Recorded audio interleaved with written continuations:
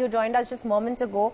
Now, even as the face-off between the Congress and the BJP continues, let's discuss what has happened in the Parliament. Joining us on the broadcast now is Rajalakshmi Joshi. She's a political analyst. Rajalakshmi Joshi, you just heard, ma'am, the BJP and the Congress take jibes at each other.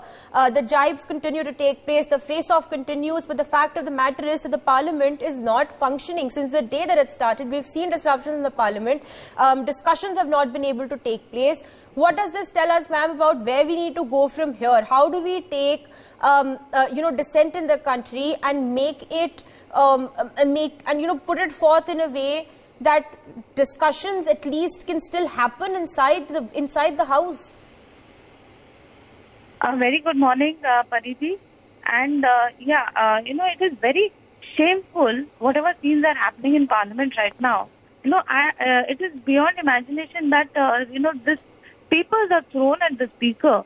That is, is this how they are actually talking about democracy? They call it a temple of democracy. They talk about how democracy is in shambles. They expect other countries to take note of it and have some reaction.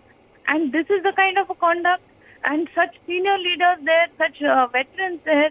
They are actually the opposition, especially the Congress, is they are digging their own grave. As far as all these things about how they are talking about how Mr. Rahul Gandhi's voice has been muted, etc., etc.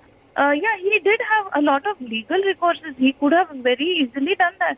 The entire, there is an entire battalion of lawyers in the Congress party, and yet they choose to come out on the streets. They choose to come and scream in Parliament and create scenes in Parliament instead of seeking a legal recourse. So that actually is quite shocking. Just imagine the very people who are saying that in a democracy one should be allowed to ask questions. That very person, Mr. Rahul Gandhi, he actually snubbed a reporter who was asking him questions. And the reporter was not asking him any biased questions. He was simply asking for a reaction. And he says, "Aapki hawa nikal gayi. Aap BJP ke liye report karte ho." How is that BJP ka reporting if the person is asking him, what is your response to this statement by the BJP? So this, it only means that he is actually not open to questions. And even in the UK, when somebody asked him that your grandmother, she refused to actually speak against the country on foreign soil, and why are you not doing this? Why are you speaking against the country? You saw what the response was. He completely snubbed that person, and he was a well-wisher of Mr. Rahul Gandhi. Ms. And in Joshi, spite of that, Ms. Joshi, it's interesting, ma'am, now that you've, pointed out the fact that what happened in Rahul Gandhi's press briefing, it's interesting to note that all of the protests that have been taking place, Rahul Gandhi seems to be absent from them. Today morning also protests have been taking place. In fact, senior Congress leader Sonia Gandhi is part of the protest, but Rahul Gandhi somewhere seems to be missing from all the action. Other than, of course, the press conference that was held by him close to 2 days ago. So what does that tell us, ma'am? How should we be viewing the fact that Rahul's absence from the protest continues? Very firstly, Mr. Rahul Gandhi being absent is nothing new. Even he keeps away from Parliament. He keeps away from important debates, discussions. He has to be tutored about what to say. In fact, maybe the Congress is being wise in making him speak less and less, because sometimes like I have said on your shows before, that that wisdom also includes knowing when not to speak. So maybe the Congress, at least they're taking a wise step by making sure that he doesn't speak anything extra and fall into even more trouble. But what I am surprised is, what I'm even shocked at is that they are not actually seeking any legal remedy for this.